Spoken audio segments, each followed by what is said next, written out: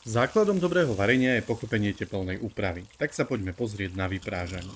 Na prípravu som použil stehná, ktoré mám v tejto úprave najradšej. A mám ich z Lidla, ktorý ich zaradil medzi dlhodobo zlacnené. Stehna môžeš vykostiť alebo kľudne použiť aj s kosťou, ale vyprážať budeš o niečo dlhšie. Ukážeme si dva spôsoby, ktorých výsledkom bude dokonalá šťavnatosť a chrumkavosť. Oba tieto spôsoby majú spoločné jedno a to je slaný roztok. Takže do misky liter vody, 50 g soli a 6 hodín v chladničke. Na prvom príklade použijeme zmes múky, škrobu, kypriaceho prášku, čierneho korenia, papriky, soli, sušeného cesnaku a cibule. Dôkladne premiešaj a 2 plné lyžice odober. Pridaj rovnaké množstvo vody a rozmiešaj.